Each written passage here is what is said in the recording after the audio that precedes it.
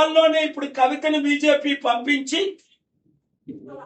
Jubilee hills election లో మిమ్మల్ని అందరినీ జైల్లో పెట్టాలా, మాకు బీజేపీకి మద్దతు ఇస్తారు. ఎందుకంటే తెలంగాణలో బీజేపీ 5 to 10% ఉంది.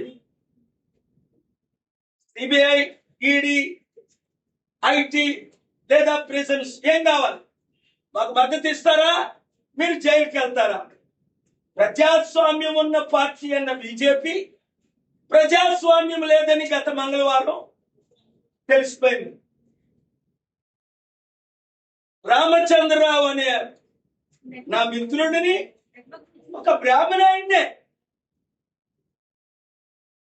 తెలంగాణ ఇన్ఛార్జ్ గా పెట్టారు. నేను బ్రాహ్మణులకు వ్యతిరేకుడు కానీ ఇదిగోండి మనోజ్ శర్మ గారు మా పిఆర్ఓ బ్రాహ్మణ్, ఎన్కే శర్మ బ్రాహ్మణ్, వెంకటేష్ గారు బ్రాహ్మణ్. కానీ మీకు బీసీలు దొరకలేదా? బండి సంజయ్ పీకేశారు బీసీ కాపు అని. బీసీ ఈటల రాజేంద్ర పాపం నాకు కావాలని ఆయన టీవీలో అడిగిన ఆయనకి ఇవ్వలే, వాడుకొని వదిలేశారు.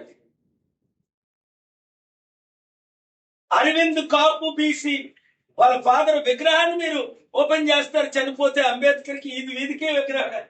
కానీ అంబేద్కర్ రాసిన కాన్స్టిట్యూషన్ మాత్రం ఎవ్వరూ ఫాలో అవరు, ముఖ్యంగా ఇప్పుడు దేశాన్ని నడుపుతున్నారు. అందుకనే వెంకటేష్ గారు with his international business experience, police officer, ఎంతో అనుభవం ఉన్న ఆయన 34 సంవత్సరాలు ఈ దేశ దశని మార్చడం కొరకు పియ గారు ఈరోజు పార్టీలో చేరడం జరిగింది. ఎంతోమంది ఏ విధంగా ఐఏఎస్ చీఫ్ సెక్రటరీ రోషయ్య గారు ఇప్పుడు యాక్టివ్ గానే ఉన్నారు. చీఫ్ సెక్రటరీ ఐఏఎస్ దానమయ్య గారు, డీజీపీ సాంగ్లియానా గారు కర్ణాటకలో ఇన్ఛార్జ్, మాజీ ఎంపీ బీజేపీకి కాంగ్రెస్ గుడ్ బై చెప్పి బీజేపీ గుడ్ బై చెప్పి ఎందుకు ప్రజాశాంతి పార్టీలో చేరుతున్నారు?